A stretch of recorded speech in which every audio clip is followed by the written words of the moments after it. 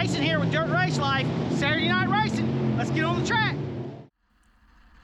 This is Clay Hill Motorsports in Atwood, Tennessee. We've made most all the races at this track this year, and right now we're actually leading the points in street stocks. I'm still hunting that win. Hopefully tonight's the night. I'm running the car in the hot laps. I don't always do that because, you know, the track's always going to be different in the hot laps, and that can lead you to kind of like be changing your car setup or something when really you shouldn't do that because the track you race on is not going to be what you have for your hot laps. But I put some fresh brake pads on the car. I wanted a chance to kind of stand on the brakes a little bit on corner entry and get them seated up real good. And I hadn't done that like at home or anything. So getting out here, kind of playing around a little bit. Track's got a lot of loose material in the corners, but it's chunky and it's grippy. And so it's kind of bouncing the car a little bit. So yeah, I'm not pushing on my equipment too hard here because it would just be hanging up really hard on the right side of my car. It'd be hard on my suspension. And for what reason? We're not actually racing, so there's no reason to be hard on the equipment. So just getting out here, kind of running some laps, shaking the cobwebs out of my head, getting myself ready to run the heat race. Definitely not going to change anything on the car based on anything it's doing on this track right now. Here we go for the heat race. So I'm on the second row. I'm in the inside position. The track has not cleaned off as much as I need it to. I did not do well in this heat race. Kind of disappointed in myself. But toward the end of the race, I kind of figured out what was going on. We can kind of watch here. We can kind of talk our way through it. Okay, so I've got a good driver on the outside of me right there, that number 9. And so I'm pulling this inside line right here. And the outside line, there's loose material everywhere, okay? So that's a given right off the bat. There's loose material everywhere. It's still wet right down on the bottom. And then look, do you see that loose material chipping up off his right rear? So I definitely cannot get above him. And so I'm working this inside line. Now, we've only got 8 laps to work with. The big mistake I made right here is that I continued to try to figure out how to work this inside line. The problem is that the track had cleaned off just enough in the high line that they could kind of get a grip and get a run off the track. And so, like, look at him pull away when I'm trying to get a grip lower, you know, and, like, pull away. And I just can't. Like, he just, look at him just leave me there. So what's happening here is I'm not getting the right rear pushed down, planted into the track. I'm not getting through the loose material. I'm not getting the car to like transfer load. It's really hurting me. I run very little bite in the car. So the way that I'm running the car right now is hurting me with the setup that I've got. Because I'm not getting the car to dig. I'm not getting the car, it's just sliding across the track. And that's where it comes from.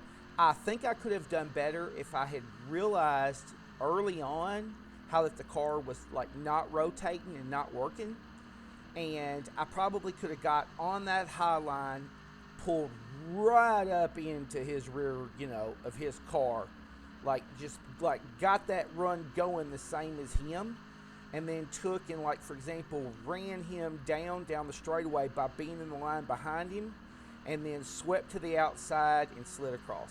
Like, it would have been possible to pass him, but like coming off of, like, we're on the front straightaway here. There wasn't a lot on the front straightaway, so I probably wouldn't have done it here. But then, been in the high line right here, there's a real good bite off, and I should have shot right straight behind him down the straightaway and shot to the inside, you know, but had a lot more speed and then slid across in front of him. Hindsight is always 20/20. It's easy to watch the tape afterwards and figure out what you should have done. In the moment, by the time I really realized what I should have been doing, the race was already over. But hey, we're learning from it, right?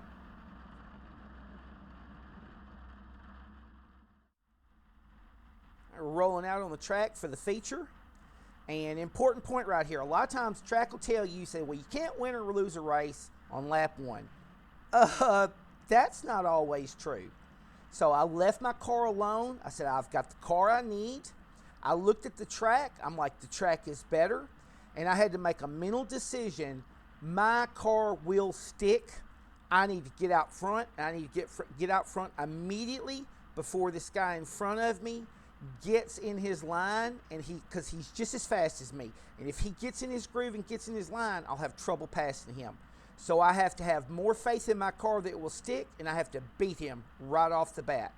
And so watch this. We're going to take off. I think his car stumbled a little bit. He said his car stumbled a little, but it let me get up beside him. I trusted my car would stick. It did. The right rear loaded. The car did not slide up into him. The number 9 pulled up beside me right here, but again, I trusted my car. Car sticks, car loads, car's digging. At this point, I'm out front. This race is over right here. Because that's what I said. I said, if I'll get out front immediately, and then you boys will have a hard time getting back around me. Now, important point. Car is not quite right.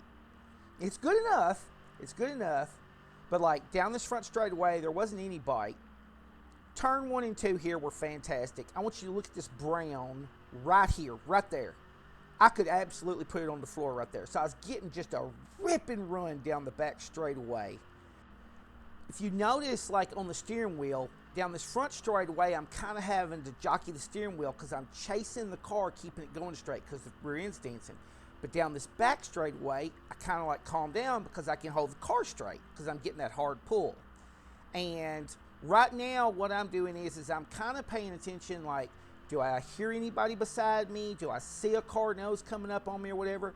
I don't want to overrun the corner or anything like that. It's like I'm in defense mode right now. All right, and then a caution's going to come here. All right, now we're restarting, so they're all come back up to me, and I got to go, so I'm holding the throttle and holding the brake, lift off the brake, car's loaded, and go. And I had a lot of front brake in it, so it was hiking up on the rear of the car. Of course, I'm good right here in 1 and 2. Didn't overrun the corner, didn't run too deep. Now, I'm going to start getting a problem right here in 3 and 4.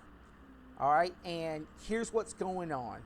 So the back tires of the car have heated up quite a bit, and my front tires are cooler, and my car is free enough in 1 and 2, but I start forming a little bit of a push in 3 and 4. And that's a really important point here, y'all, is that everybody thinks you ought to tighten your car up as a track slicks off. Like you need to tighten the car up, to get more bite. Everybody's like, well, I need more drive because the track is slicker. And that's actually backwards. Like in this case, the car now needs to be freed up a little more. I probably could have drove the car deeper and it would have cleaned that up, because like if I'd have drove the car a little bit deeper, I could have got a little bit more weight to transfer, and that would have that would have put a little more rear steer in the car. That would have freed the car up a little bit more. But I'm out here by myself, so you got time to think or whatever, and it's like the car's working good. I don't hear anybody beside me. I don't see a nose showing up on a car anywhere, anything like that. I know I'm just getting a killer rip and run off that back straightaway, and I've got a ton of engine. And so I'm kind of trusting that it's keeping me out front, because I know there's loose material on that high line.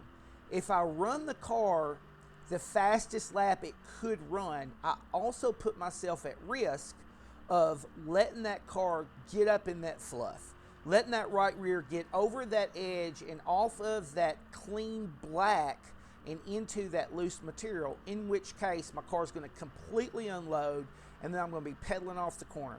And if I do have somebody behind me, now all of a sudden they're beside me.